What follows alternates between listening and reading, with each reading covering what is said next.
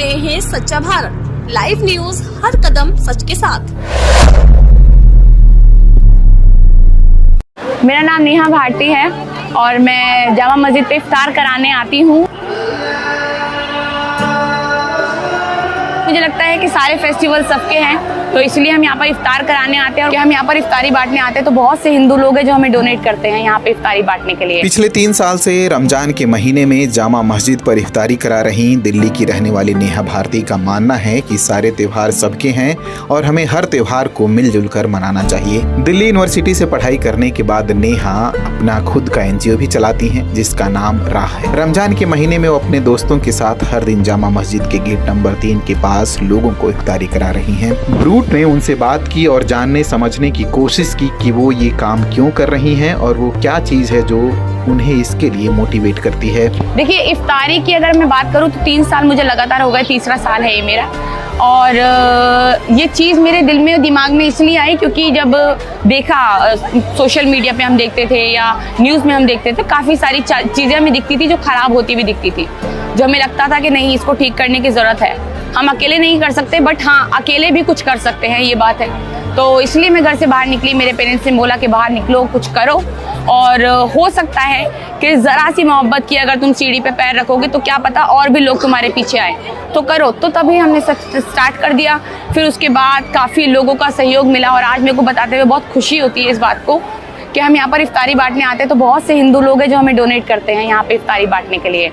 बहुत से हिंदू लोगों का भी सहयोग है, ऐसा नहीं है कि सिर्फ मुस्लिम ही कर रहे हैं, क्योंकि रमज़ान है, हिंदू लोग भी बहुत कर रहे हैं, बढ़ चढ़ कर साथ दे रहे हैं। देखिए, पहली बार जब मैंने स्टार्टिंग की इसके तो हमने खुद से किया।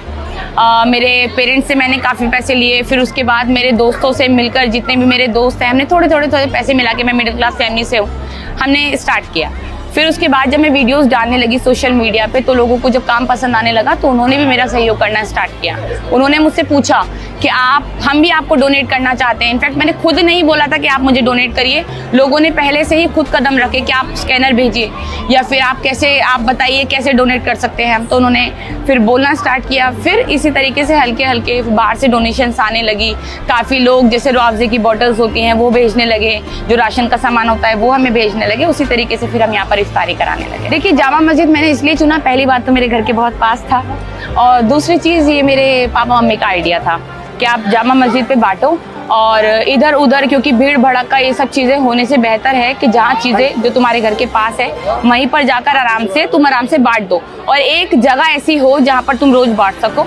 तो हमने इसलिए जामा मस्जिद को चुना। और डे 1 का एक्सपीरियंस ऐसा था कि लोग आके पूछ रहे थे मुझसे कि आप मुसलमान हो, क्योंकि मैं शुरू से बिंदी लगाती हूँ, तो मुस्लिम हैं आप। तो जब मैंने उनको बताया कि नहीं, मैं हिंदू हूँ, मैं मुसलमान नहीं हूँ, मैं नॉन मुस्लिम हूँ, तो वो बड़े शॉक्ड थे मुझे सब देखकर। पहला दिन मेरे लिए बहुत शॉकिंग भी रहा सबके लिए, और मेरे लिए एक एक्सपीरियंस रहा कि लोगों को एकदम ऐसा लगा कि मतलब ये लड़की कर रही हो, खासकर लड़की आकर जामा मस्जिद में अगर इस तरह से डोनेट करे कुछ भी, तो लोगों के लिए बहुत शॉकिंग था और अच्छा भी एक्सपीरियंस था वो मेरा। बट जब लोगों ने पूछना स्टार्ट किया कि आप नॉन मुस्लिम हो और यहाँ पर क्यों बांट रहे हो, फिर तो कैसे बांट रहे हो यहाँ पर, वो बहुत खुश भी हुए थे मुझे देखकर।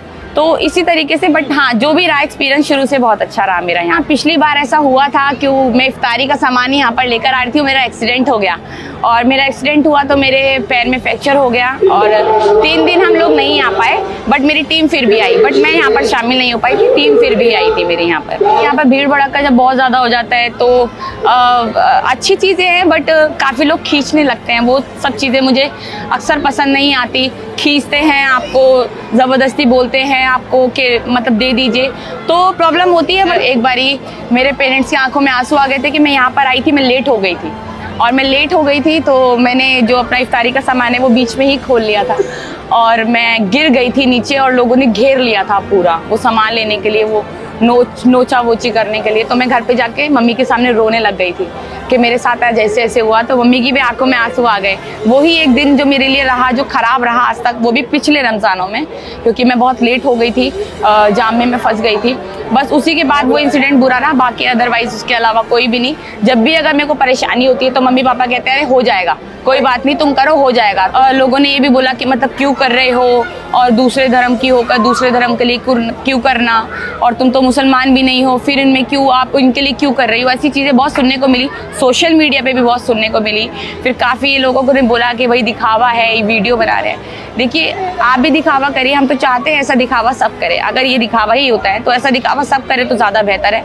कम से कम आप लोगों में कुछ पहुँचा तो रहे हैं, आप लोगों में खाना पीना जितनी भी चीज़ें हैं, मोहब्बत आप बांट तो रहे हैं, तो आप वो करिए।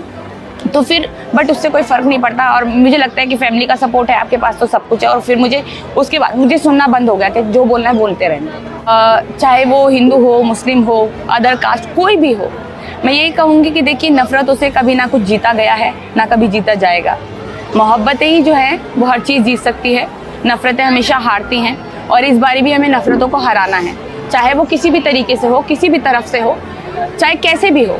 आप नफ़रतों को, चाहे अपने घर में हो, आप हर तरीके से नफ़रत को भुलाइए, हर तरीके से नफ़रत को भूल जाइए। हम जैसे आपका रमज़ानों में आ रहे हैं, होली भी आप इसी तरीके से सेलिब्रेट करिए, सारे फेस्टिवल सेलिब्रेट करिए और मोहब्बतें बना कर रखिए। सारे त्यौहार सब